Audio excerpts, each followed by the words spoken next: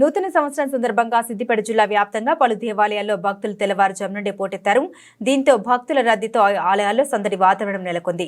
కొత్త ఏడాదిలో మంచి జరగాలని కోరుకుంటూ కుటుంబ సమేతంగా ఆలయాలకు వెళ్లి తమ మొక్కులు తీర్చుకున్నారు భక్తులు.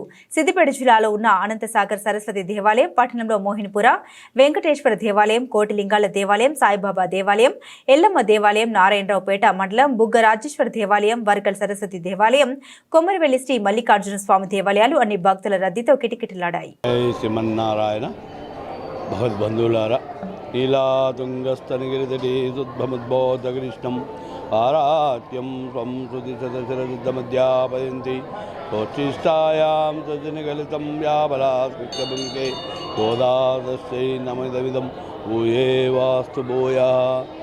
భగవద్బంధువులారా, ఈరోజు ప్రత్యేక విశేషమైన ఆంగ్ల దినోత్సవం సందర్భమున జనవరి 1 అంటారు. దీన్ని మనం ధనుర్మాసోత్సవ భాగముగా విశేషమైన జనవరి 1 పేరు మీద విశేషమైన స్వామివారికి అలంకరణ, ప్రత్యేక పల్లకి సేవ ఉంటుంది.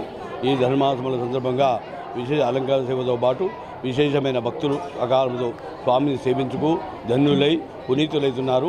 కాబట్టి ఇటువంటి అవకాశాన్ని స్వామిని తన్నులా సేవించుకొని భక్తుల కోరిక నెరవేరుస్తూ ఉంటున్నారు. కాబట్టి భక్తులు అధిక సంఖ్యలో వచ్చేసి ఇటు కార్యక్రమంలో పాల్గొని స్వామివారి పుత్రగాత్రులు అవుతున్నారు. కాబట్టి జై శ్రీమన్నారాయణ. అందరికీ నూతన సంవత్సర శుభాకాంక్షలు. స్థానిక వెంకటేశ్వర టెంపుల్కి నూతన సంవత్సరం సందర్భంగా వచ్చి దేవుని దర్శనం చేసుకోవడం చాలా ఆనందంగా ఉంది. నెల రోజుల పాటు ధనుర్మాస ఉత్సవాల్లో చాలా ఘనంగా జరుగుతాయి.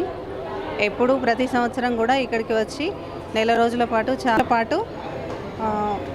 పూజల్లో పాల్గొనడం జరుగుతుంది. దానిలో భాగంగా ఈరోజు నూతన సంవత్సరం కాబట్టి ఇక్కడికి వచ్చి దేవుని దర్శించుకోవడం చాలా ఆనందంగా ఉంది. పోయిన సంవత్సరం కంటే ఈ సంవత్సరం ఇంకా చాలా బాగా జరగాలని దేవుని కోరుకోవడం జరిగింది.